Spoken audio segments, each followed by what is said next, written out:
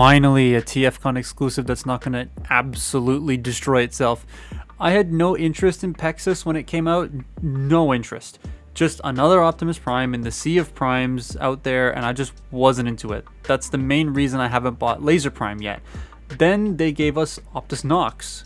Cool, but I wasn't a fan of some of the color choices. I never ended up picking that one up either. So I waited and held off on getting this mold, but then TFCON announced like 3 days before the convention that the Shattered Glass one, my favorite Optimus Prime deco, was going to be an exclusive, and I had to have one. Correction on that though, this isn't exclusive, but the bullet holes are the exclusive part. Per the manual, it looks like there will be a standard release with a normal chest plate. I'm not sure if it'll come with all the extra heads because they just display the Orion one on it, but we'll see. I absolutely love the tooling on this. It's just the normal tooling on this mold, but with the bullet holes, and they look like they're actually burned in by a soldering iron or something. And the new paintwork with the dry brushing and weathering, it's so cool. While I like the dry brushing, I wish there was a bit more on the figure than just the top.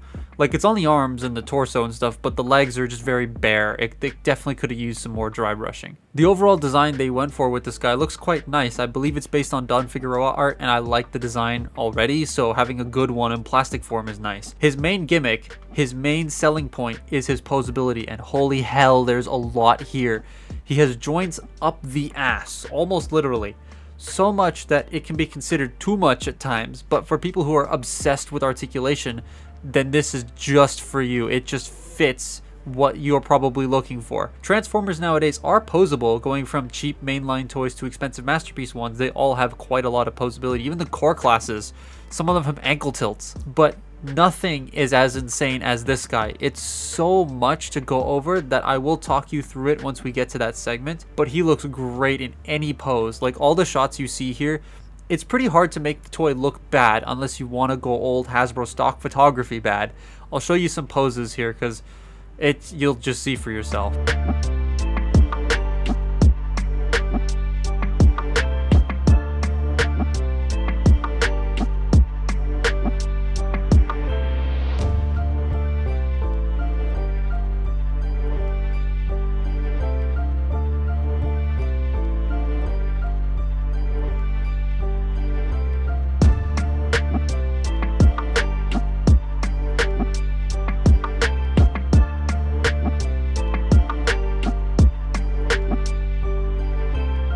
I love the way they did the dry brushing on the stomach. It's like that slash of a claw or some kind of thing, like through the middle. It looks really neat. He also has a bunch of cool stuff, some of which is exclusive to this mold, that being the axe and I believe that the heads or the decos of them. You get a prime face that's like the Orion looking head, but it looks like Overlord to me. I don't have normal Pexus, so I'm not going to do anything with that head, but it is a nice inclusion, and I'm assuming they'll also include this on the retail release, in case you have Optus Pexus already.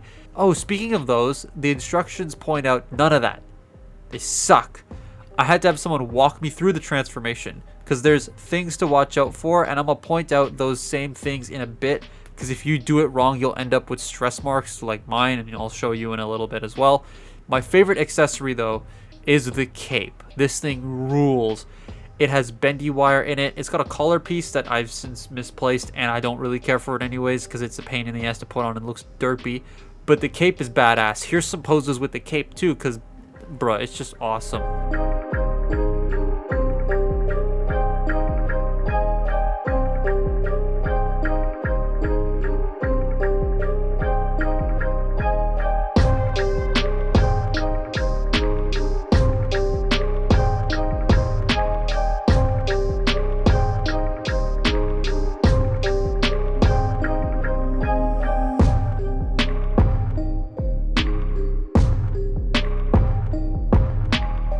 The axe and guns really help play into this whole evil prime motif. I love the addition of the axe over the sword from Nox, but one accessory I don't like is the matrix. I don't like how it stores and how you have to take it apart. So with the matrix, they made it so it can fit in the hands, because there's hardly any primes out there that can do that. But to do so, the handles have to be big, and they don't fit in the chest, thus the handles come off and clip onto the sides. It would have been nice if they folded and stored in the chest, because they do already rotate on the pegs when you put them on the matrix, but oh well. All of the joints feel very fluid. Moving them around is really satisfying, and nothing on this guy is loose, save for the one leg slider I have. I wish they locked in place, because they can collapse when you're trying to bend the knee. It's a little annoying, but I'll walk you through the posing here, because there is so much to talk about with the articulation. So there's a lot, like a lot on this guy. It's, oh boy, I mean, if you've messed with Pexus or Nox, you obviously know exactly what I'm about to tell you, or if you have seen videos on Pexus or Nox, you will probably know exactly what I'm going to tell you. They haven't changed anything with the Promenon. Promenon, is that his name? Yeah, Promenon mold. But yeah, you have double jointed neck. It's got 2 ball joints in there and a plate, so we can look up and down like quite a bit, and you get a lot of tilt in there, which is really nice. You do have butterfly joints, however, they are limited by these things on the front. They can sort of rotate out of the way, like a little bit. They shift. If you detach the torso, then you can shift them more to get a little bit of forward motion, but it's not a lot. It's not a lot of forward motion, unfortunately. That's something that I wish could have been improved on. You do get not a lot of back unless you unpeg this wheel section, then you get quite a bit of back. So that's nice. The shoulders are on like a triple sort of hinge setup. So you got out at the base of the shoulder, out at the actual like shoulder, and then out under the shoulder pad to give you all of that. That's quite a bit of shoulder articulation. You get a rotation, a full 360. You get a bicep swivel. It's really stiff on mine, and they actually do cut into here. Like there's a little bit of a cutout for the bicep to swivel through, but it's not enough. As you can see, it's stressing a little bit there because of the rotation. So if you want to rotate the bicep, move the shoulder out and then rotate it and then put it back. That's what I would advise. Double jointed elbows that do the whole Gundam thing of like exposing armor bit. Wow, voice crack. Exposing armor bits, which is really cool. You got wrist rotation. I do wish the wrists could tilt up and down, but they can't.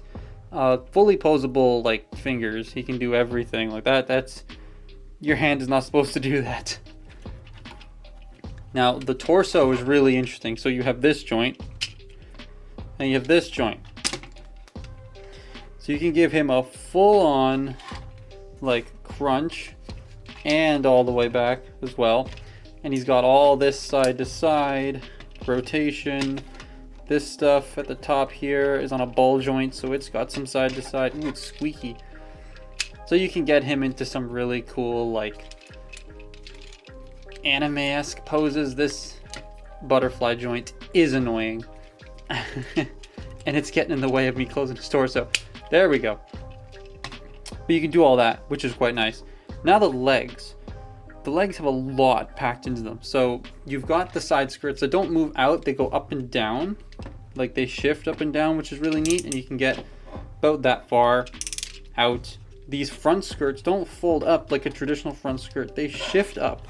I love how that looks. And then you have like a normal ratchet at the joint here, but that's about as far as the leg goes. So you shift it down and you can get it even higher. That's really neat.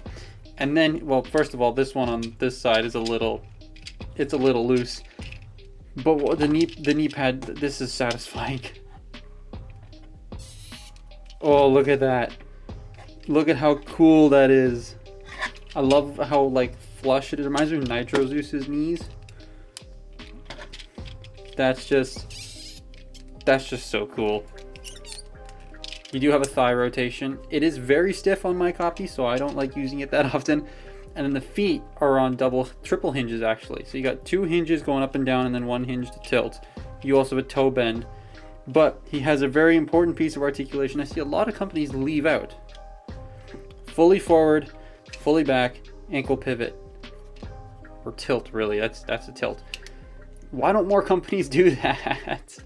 It's really annoying. Please, this is fine, but add that.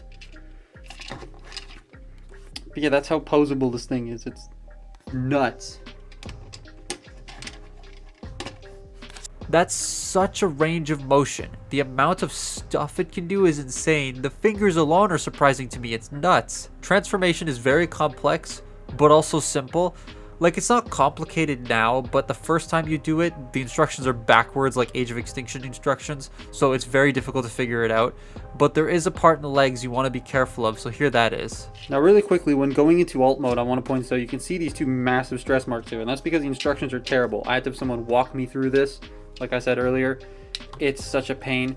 So you have to compress the legs, but they only go that far and then stop, but they have to go further.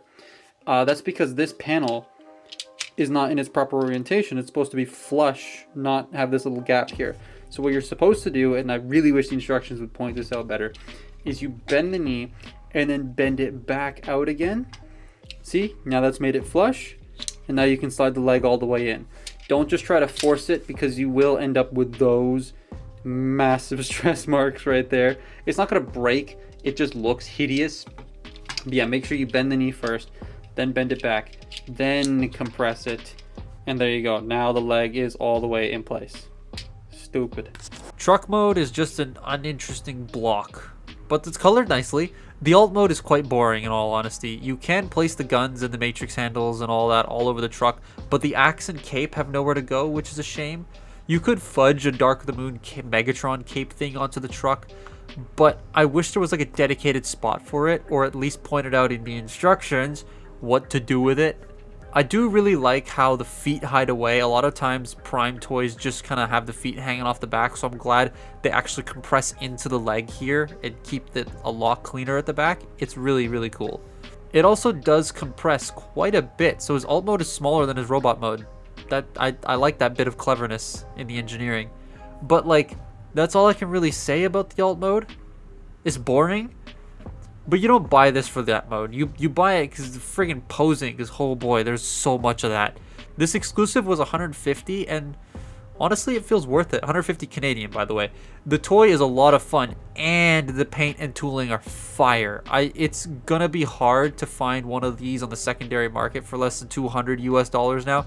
You'll probably be able to get the standard release, if there is a standard release of this, without the bullet holes, but those bullet holes just look very cool. You could also get any other version of the mold, because that would also suffice. There's a black one and a red one, and then there's a new, like, comic accurate colored one coming out too that they announced at TFCON, so that's nice. TFCON US might also do something similar, although I highly doubt that, but hey, that doesn't happen until the end of this year, so who knows. But that's my look at Mastermind Creations Optus Promenon, or Nemesis, not Nemesis, I'm stupid. Shattered Glass Optimus. Follow me on Twitter and Instagram, and I'll see you next time. Bye bye.